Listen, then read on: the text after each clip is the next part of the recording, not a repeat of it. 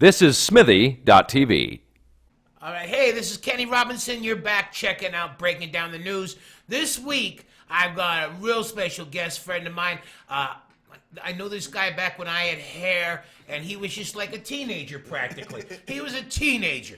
Anyway, Tim Steeves, a multi-award-winning writer for everybody that's ever been on CBC, basically. I think he got his first Gemini Award writing for Tommy Hunter back in the early 60s when he was the tender age of 5.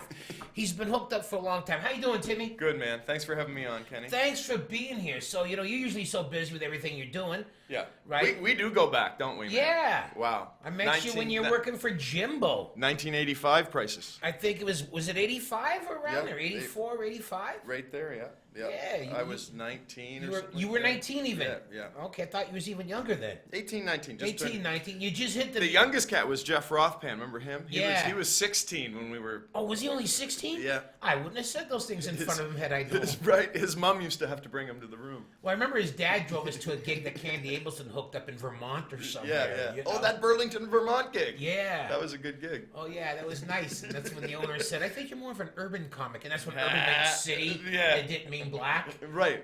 Just... It actually meant urban. Yeah, because we had all these guys that stopped tapping the maple syrup trees to come in to watch the show. It's true. Burlington, Vermont was a very cozy gig. Very, those got a lot of plaid when it wasn't hip.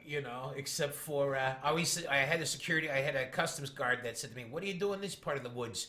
And I remember hearing that guy 2 or 3 other borders. So every time I hear a guy say, what are you doing in this part of the woods? I go, it's him. So let's see. You're back doing stand-up with the Double Y Empire. Sure. Yes. I've been doing gigs for Mark for a while, and I still do stuff on my own, too. That's it. So when'd you come back to Double Y?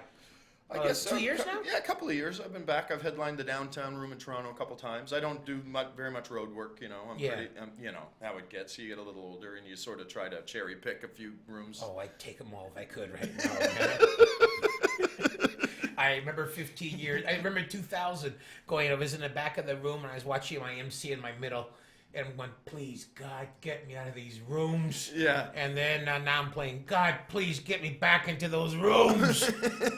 So, it's like Rich Scheitner. I've been reading Scheitner's posts on Facebook. He's putting together a book. Yeah. And he was saying even when he had a choice of cruise ships, which would have made him officially dead to the industry. Right. And then he got a gig writing for Roseanne. Mm-hmm. And he said he hated himself every minute because he missed that action of being a stand-up. He missed the immediate payoff. Yes. And the lone wolf thing of it. And the unload that you get to do. Yeah. Right, because if you're on the writing gig, no matter who you're writing for, even if it's a show that you love, it's a certain thing that you're always, you're filling in. You're making a certain dish as a sous chef. And you feel like getting back into the kitchen and getting your knives out and really going crazy sometimes. Is the gravy ready? I was thinking I'd like to make a pie this time. Well, you make great gravy, Right. Yeah. And so you tend to throw your fastball, your changeup, your slider, but when you get on stage and then the playbook gets wide open, you need to unload like that, and keep yourself sane. So I'm happiest when I'm on the road banging away for 4 or 5 shows in a row and then stretching it out again. And that's how you get good. Yeah. If you do string together 5 or 6 headline dates in a row, then you start to really get putting some things together. And hitting 20 open mics in a week ain't gonna cut it. No, it's different doing that. No, because you're doing 12s or 15s if you're, but and you're playing to other comics not working. A lot of the time. Yeah. Right, and it's kind of weird. And then you get those nights where you have a Cracker Jack set, and then you go home and you realize, but were those 45 people really the demo that I'm going to hit when I'm at a paying comedy club? Probably not. Probably not. All I can do is say I spent too much at the bar and I lost the stuff I bought off the guy in the bathroom. What happens is you end up with this act that's all over the place. You've got 15 minutes of kind of good for corporate. You got 15 or 20 that's kind of a little too dirty for a lot of places, and then kind of, or maybe too hip for some places. And the continuity goes all to shit when you're playing all these different types of things. Right. And are you working corporates? You get much corporate action? No, once in a while. It's not, it's not my thing, man. Like that's what I really reminded me. All those Geminis sitting on the shelf doesn't count. The corporates are hard, man. Yeah. You got to sort of make it your thing. You know, Oh, yeah, some guys are special. You know, right? Like there's cats that's what they do. They're corporate comics. Sometimes, you know, And like a I- good portion of their. And I wouldn't give them any of my Diet Pepsi to mix some gin with if they No, needed man. it. I mean, lots of the time you know, that's another way to go, right? Yeah. I wouldn't call it cruise shippy, but it's getting to be pretty clean and stuff, and you know what I mean. And I don't know. At this point, I want. I did 10 months on the cruise ships. I missed the locations, but each and every night I thought about feeding myself to the sharks. After the Right, shows. of course, man. The last corporate I did, I almost stabbed myself with the salad fork on the way out, you know. But you know, no disrespect to anybody who can turn a buck in this game. But, Yeah. You know, but you know, I whore myself out enough. When it comes to stand-up, I like to do it my way. Right. You know. Well, like Mark Breslin said to me 25 years ago, if you're going to starve to death, starve on your own terms. For sure. And you know what? Starvation sucks. Don't matter whose terms. It doesn't matter whose terms. It's still not great. At least if you're going to be Johnny Reb, then be Johnny Reb. You know? Sure. So. Do you know how many guys in this world are doing something that they absolutely hate? You mean in showbiz or just in No, life? just in general. Oh, yeah. Joe Blow, man. I Everybody. mean, everybody. Sure. We're damn lucky that at least we've always been able to grind out a living at what we love to do. And we only hate ourselves and, Right. and not what we do. Keep it to a self-loathing. That's a great point. You know, it's like I hate myself. Like I remember one time I got a gig for a B'nai B'rith stag, and I hate doing stags. Right. Sure. You know? A B'nai B'rith stag. Yeah. Right. You know, it's got a draw for a $2,000 cash prize, and it's Weigelman. It's Weigelman. And then the next one, Zeiderman. It's Zingelman. So I got the Zingelman and the Liederman, you know, and then they wind up deciding, okay, let's cut it 4 ways, and then everybody cut the thing anyway. Have to give me, you know, all this grief over correct pronunciation of everybody's name, you know. Right. And then they come and sit with me. So, do you know so-and-so? Well, I worked with him once. Yeah, he's my cousin. Oh, nice. Is he a Fagala? I don't know if he's a Fagala. He's a Fagala. Well, yeah, okay, he's a Fagala. So you're saying my cousin's a Fagala? No, I'm not saying your cousin's a Fagala. And then I got to go home and call Lou Eyes and go, what's a Fagala? And then he says, a homo. I went, Jesus, what have I done now? Self-explanatory. I should have seen the writing on the wall. We did a B'nai B'rith together years and years ago, back in those Montreal days. Candy Abelson Yes, up and I remember you made we got in trouble. You made a bunch of jokes about the kosher silverware or something. Yeah, it was Hello House. This is great. It was hello house. Yes. Anyway, they had a big sign on there that said no outside food used with our utensils. Right. So, and I was there about an hour early. And you know, back in those days, you know, we couldn't do a show unless we went to Heart Attack and Vine first. Right. You know. Yeah. And so my opening line was, I didn't bring any outside food, but I did wipe my dick on the rims of your glasses. So I hope but I've been circumcised. Audible gasps. Audible gasps. So it was all downhill from there. That really wound up the set. And then I think we shared a sip of cough syrup, and then on to the nights our separate directions we went afterwards. So the road's got to be different. Well, the road's different for you because you don't go out so much, but now you're a father. Yeah. You just got the one boy? Yeah. He's what, 4 now? Yeah, exactly. He's 4.5. Okay. You know, and he's doing good. He's listening to the coaches at soccer now. He's starting to focus up, and got him in swimming and stuff. So you know, he's not much longer before you get rid of the soccer cleats and put him in basketball. You bet. Yeah. You bet. Trying to teach him to put it out there. He's jacking it like Lloyd Free from behind his head right now. White boys with the 3 points. Every team needs them. Exactly. I don't care how many slam dunkers you got. You got to be able to drill some threes, man. Every team needs a white boy to hit those threes. Yeah. But yeah, he's doing good. He's in summer camp and shit like that, and just like a regular it's amazing camp or how sports fast. Camp. Like It's just regular day camp. Okay. So every morning we take them over there, and they go on little adventures. You know, they go to the wading pool or just Canada's Wonderland on a big day, or like whatever. That's excellent. Yeah, it's good stuff. It's a good program. It's not very expensive. It's a good program. It's good. Okay.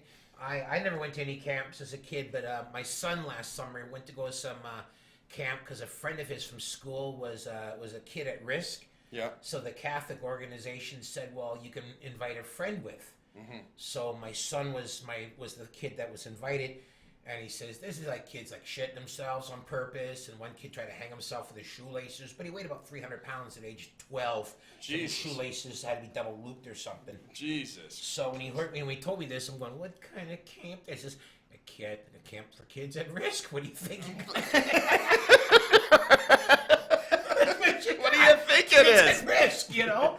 Because of all this fresh air. Let's it's go not with good for me. we're going Velcro. We're going Velcro, baby. So you're in the off season now for Yeah. Mercer. So when do you guys go back to? We'll go back in September, and we get the same schedule as last year, so we're lucky that way. Like where everyone's getting cut and stuff, at least we've got a gig to go back to. So, yeah, we go in September. We'll start writing road trips in September, right? Mm-hmm. And then That show's changed a lot, huh? over the years, Well, I guess it had to change or die, but I mean, before it seemed more news orientated and topical, and now now it's like, where can we put Rick in another environment? well, he goes, water skiing with Margaret Atwood. I'll give you that, right? He's going to toboggan with the kids at York. I mean, that's the thing. We get accused of being this. Cutting edge satirical show, but it's really it's a love travel log. It's a love letter to Canada every week, Basically. Yeah, and it's a postcard, and we're going to take you a couple places you might not have ever seen, and then we'll do some bits off the desk, and of course he'll do his rant.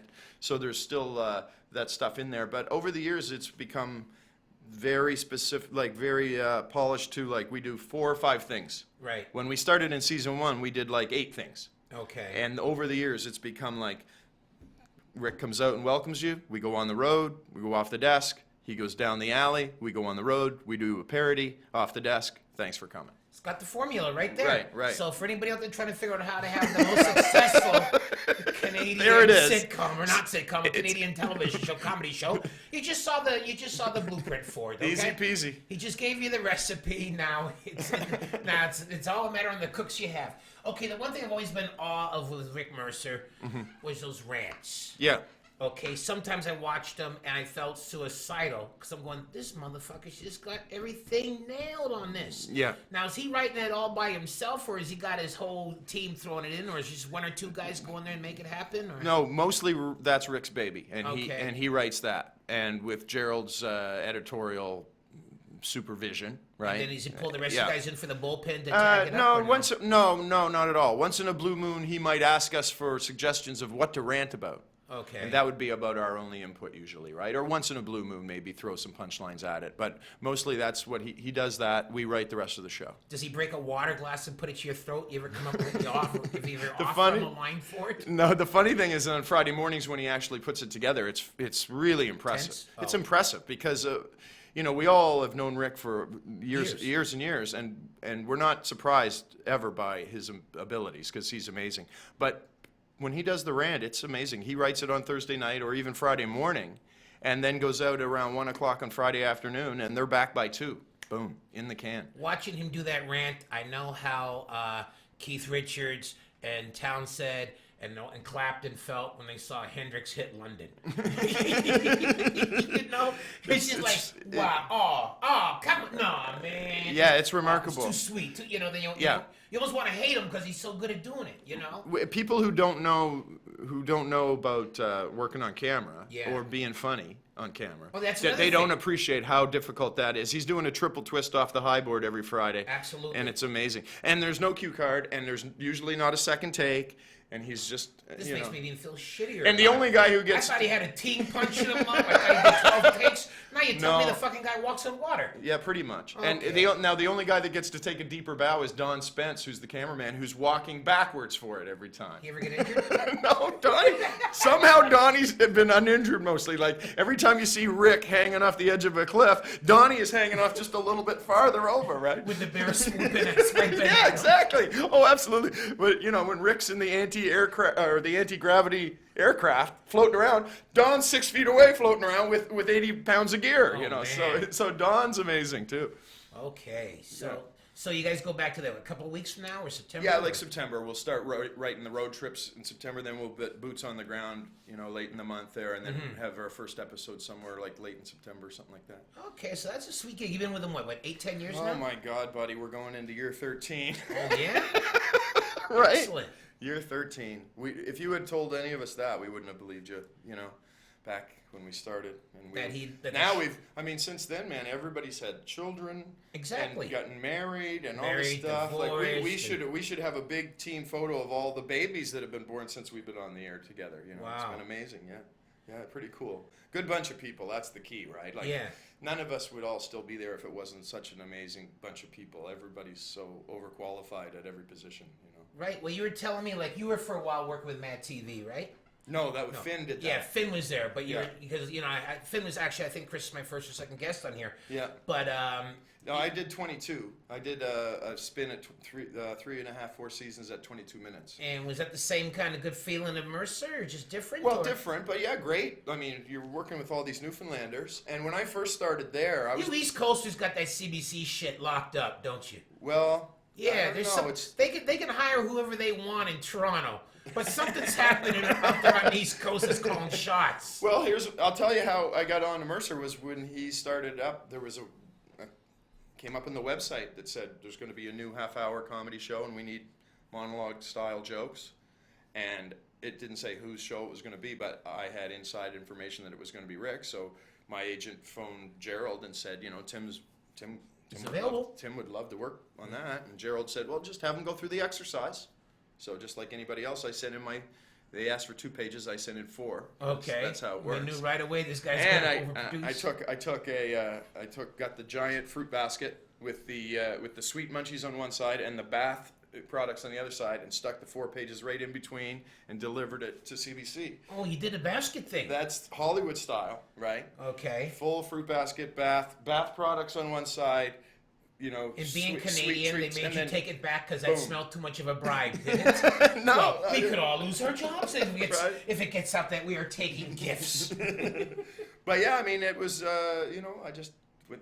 we're always shocked too. Like over the years, we've always been surprised that more people don't bug him for a job and send him pages and stuff. So I don't know. But there's no point because his lineup's tight. Well, I mean, I think if I mean, somebody'd have to either have a car accident or get their own show Oh, and then that's- leave and in that's- order for there to be an opening. Because you guys got a tough lineup. How are you going to crack yeah, that lineup? no, granted.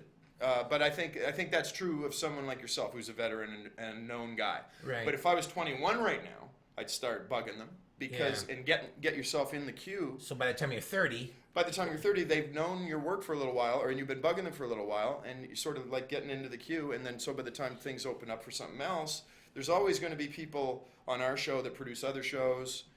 Right. And that's the thing. So if I was a young person right now, I wouldn't hesitate to bug, whoever's on TV, no matter what kind of shop that you think they have, bug them for a gig. you hear that, kids?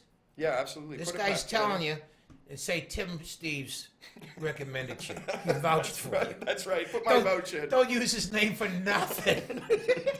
If you're buying hash from the doorman in Ottawa, don't say Tim Steeves said I should talk to you. Okay? Use his name for nothing. No, but absolutely put a pack together and send it around, Okay. and good things happen. Absolutely. You know. All right, we got to wrap this thing up. So I'm proud to say that Tim's going to be doing his second spot on the Nubian show this Right on. coming up Sunday. So That's awesome. yeah. I love that. That gets the pulse up. but it's not like it used to be. Like now, if they try to boost somebody, it's kind of like a mediocre boost, kind of like boo. Whereas before, Right. they screamed for heads. Right. No, it So- was nice. It's a great crowd. Yeah. Man. And as long as you Bring it. bring it and stand Yeah. on it like a rock, Yeah. then great, right? You know. can't be tentative. It's like I remember when you first did it. Some of the guys going, "Are you sure about?" It? I'm going. Right. Sometimes I got nothing to say. Yeah, I have no answer or response. But that's except a for fair enough a bunch question. of curse words. It's a fair enough question. When but- Irish walks in, But, what's going on? Don't question me who I put on here. And if I'm bringing in the white Jackie Robinson, don't question me is he good on the bass paths? You think I make these decisions in the name of affirmative action? No, we are affirmative action.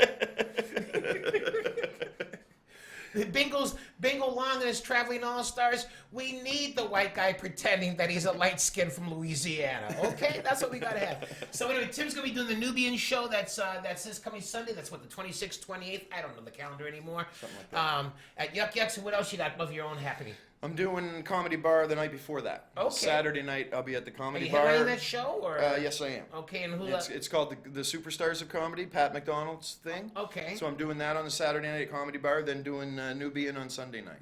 What do you make of that Comedy Bar thing? I like it. Yeah? I like it. I mean, It depends on what show you get on, right? Right. That's because the audiences are very specific to the show you're on. I find it's not just Yeah, a general it's comedy not a comedy crowd. club, It's no. not just like an average comedy club crowd. No, you're there for that particular show. Yes, the kids get their show on, and then they bring out their people. And so then it's get the hell out because somebody else rented the room for the next 90 minutes. It's true. You say goodnight and scoot because It's like whores in a boarding house. Okay, you've used this bed. It's Janet's time it's now. totally true. Let's turn this baby over, right? Flip the sheets over and bring them on the next act. God bless. The scene's awesome. I love the scene right now, man. Whole different energy than when we was popping it, you know. Yeah, but yeah. As long as it's got to keep growing and changing in order to keep on living. It's evolving, man, and Yeah. and there's a lot of great young people doing it. You know, it's very inspiring. Whenever I get off the couch and drag myself out, I'm always happy I At did. least you still live downtown, though, huh? Well, you know. Yeah. You're out there in Mississauga. It's like, what? There's a war that needs me? That's $20 gas fare. Anyway, folks, we've already gone overtime on this. Tim Steeves, you got a website or something, or? Yeah, timsteeves.ca and at Tim Steeves on the tweet box. Okay. You know. All those things I don't do. So I'm just Facebooking it. But now you can also catch us at Smitty TV. All right, this has been Breaking Down the News. I'm Kenny Robinson. Either come back or stick around because I got more Tim Steeves coming up with you.